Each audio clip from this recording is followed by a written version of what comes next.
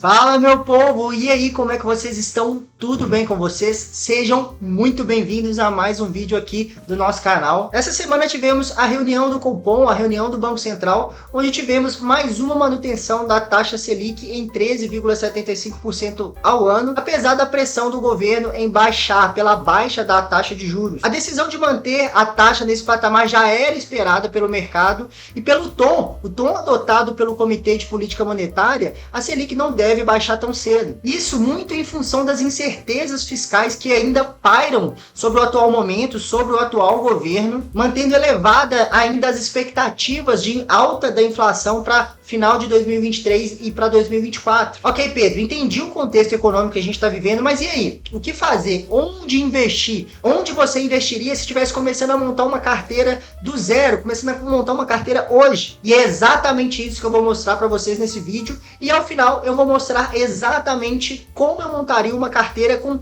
10 mil reais, por exemplo. Mas antes da gente começar, já considere deixar aquele like para me ajudar na divulgação do canal e na divulgação também desse vídeo tão importante. E também, se você ainda não for inscrito, eu conto com a sua colaboração, beleza? Então vamos lá, pessoal. Primeira coisa que você precisa colocar na sua cabeça é que você deve ter uma estratégia bem definida.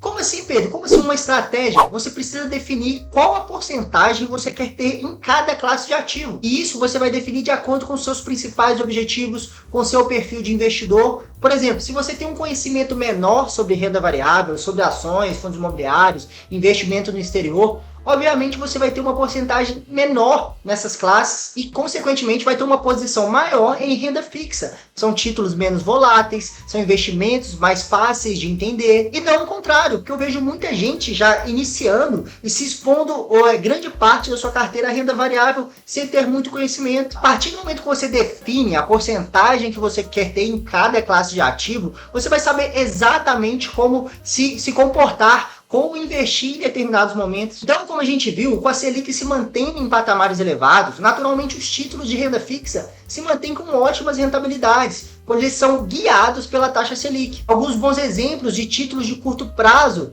como o Tesouro Selic, que rende ali a taxa Selic, CDBs de liquidez diárias de bancos seguros, que rende ali 100, 110% do CDI. O CDI também, ele é guiado pela taxa Selic. Se a Selic sobe, o CDI também ele é sempre bem próximo à Selic, o CDI sobe também. Alguns bons exemplos de títulos de renda fixa para médio e longo prazo, como o Tesouro IPCA mais 2029, que também tem uma ótima rentabilidade, atualmente está em IPCA mais 5,8. Então, a renda fixa está pagando muito bem, como podemos ver. Aí poderia surgir surge um pensamento natural, que a gente chama de pensamento também de primeiro nível, que investir tudo em renda fixa seria o melhor caminho, visto que você vai receber ali mais de 1% ao mês com segurança. E aí que está a questão. E aí que está o grande movimento errado e que a grande manada faz, mas você não vai fazer. É um fato que estamos diante aí de ótimas rentabilidades na renda fixa e que é fato também que a gente precisa aproveitar esse momento.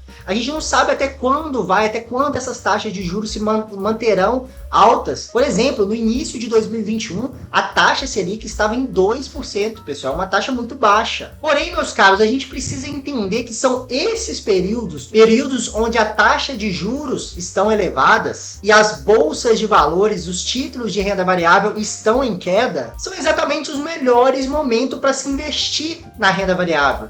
Com a Selic se mantém alta, cada vez mais os investidores migram, a maioria dos investidores migram para a renda fixa, causando essa volatilidade no mercado de renda variável, como a gente está vendo. Essa semana, por exemplo, vimos o Ibovespa cair para o menor patamar desde julho de 2022, abaixo dos 100 mil pontos, chegou ali a bater 97 mil pontos. E esse é o pensamento de segundo nível que você deve ter, né? É um ensinamento do Howard Marks, ele ensina que você deve procurar enxergar além do que a gente está vendo ali na nossa frente, que são os juros altos. A gente tem que procurar enxergar também as oportunidades que estão diante da gente. Então você precisa procurar enxergar não só o que está ali na sua frente, mas sim ampliar a sua mente e procurar enxergar o que está por trás também e aproveitar as grandes oportunidades. Isso é ter um pensamento de segundo nível de acordo com Howard Marks. Veja bem esse gráfico, pessoal. Historicamente, isso sempre acontece.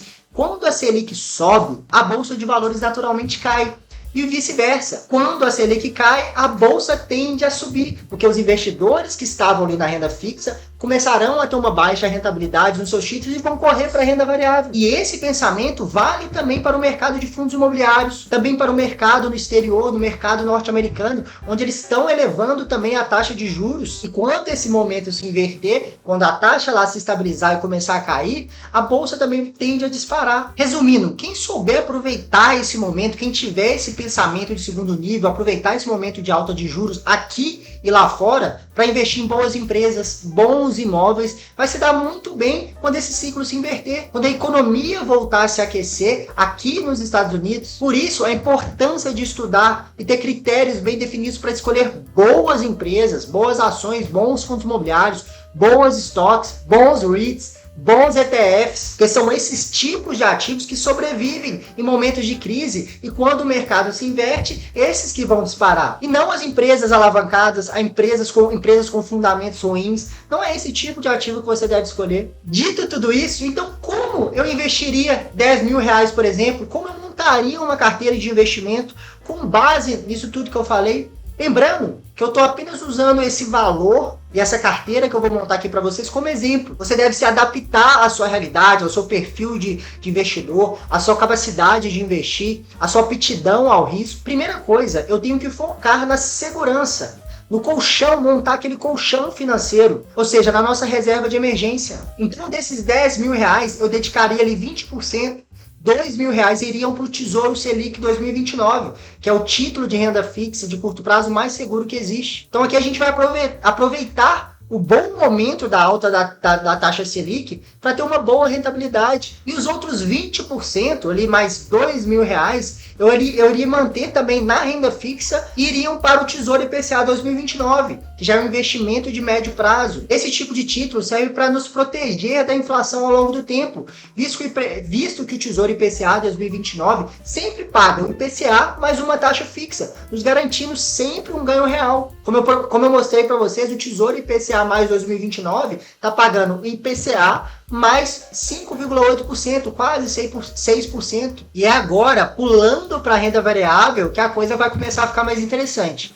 Lembra que eu falei que estamos numa grande oportunidade para investir em ações e fundos imobiliários? Então eu dedicaria cerca de R$ 2.500, 25%, para comprar bons fundos imobiliários. Separaria exatamente ali em 4 fundos imobiliários, 3 de tijolo e 1 de papel. O primeiro seria um fundo imobiliário de galpões logísticos, o HGLG 11, por exemplo. Outro seria um fundo imobiliário de shoppings, o XPML 11. O terceiro seria o KNR 11, que é um fundo imobiliário híbrido, ou seja, ele possui no seu portfólio tanto imóveis de galpões logísticos como lajes corporativas e escritórios. E por fim, eu escolheria um fundo imobiliário de papel, o MXRF11, que é um ótimo exemplo. Então eu estaria aí diversificado nesses quatro fundos imobiliários, todos os tipos de fundos imobiliários. A principal função dos fundos imobiliários da nossa carteira é trazer aquela previsibilidade de renda passiva mensal e também aproveitar a oportunidade que a gente está com um ótimo potencial de valorização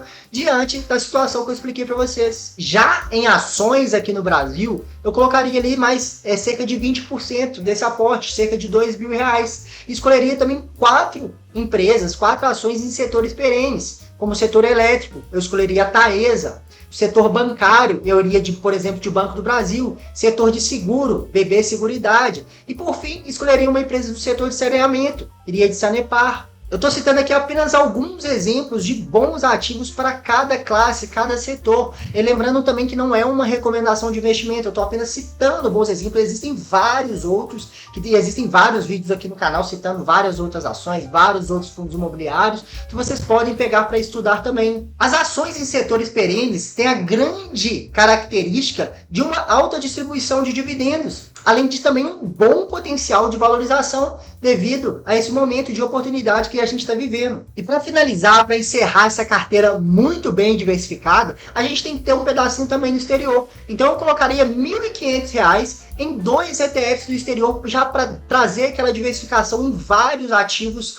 estrangeiros. Metade desse valor eu iria no VO, um ETF que acompanha as 500 maiores empresas dos Estados Unidos, então já vou estar diversificando nas maiores empresas dos Estados Unidos e do mundo. E a outra metade eu iria no VNQ, que é um ETF que replica o desempenho dos maiores REITs dos Estados Unidos, Os REITs são como se fossem os nossos fundos imobiliários, sendo que ambos os ETFs, ambos os casos, estão em patamares bem baixos em relação às suas máximas históricas e com grande potencial de valorização também. Então essa parte da nossa carteira, essa exposição ao exterior, além de nos trazer essa grande possibilidade de rentabilidade, essa grande possibilidade de valorização no longo prazo, vai também nos pagando ter aquela renda passiva em dólar, além também de dolarizar a parte da carteira, né, se expor a uma moeda muito mais forte que a nossa. Então é isso, pessoal. Como vocês puderam ver, essa é uma carteira que irá aproveitar o melhor de todos os cenários. Alta da Selic, nós vamos ser beneficiados. Alta da inflação, se a inflação estiver alta, nós também vamos ser beneficiados, que a gente vai ter ali uma parte da nossa carteira no Tesouro IPCA. Alta no mercado de fundo imobiliário, alta no mercado imobiliário, também seremos beneficiados, porque a gente vai ter uma exposição a fundos imobiliários. No momento de alta do mercado de ações, também seremos beneficiados, porque a gente vai estar ali exposto a boas empresas. E também em um momento de alta do dólar, por exemplo, se o dólar dispara aqui no Brasil, a gente tendo uma exposição a ativos no exterior, nos Estados Unidos, também seremos beneficiados. Então é isso que podemos chamar de uma carteira de investimento segura e preparada para qualquer momento, preparada para qualquer ciclo e cenário. Espero que vocês tenham gostado de mais um vídeo. Não se esqueçam de se inscrever, que o canal é muito importante para mim. E até o próximo vídeo. Valeu!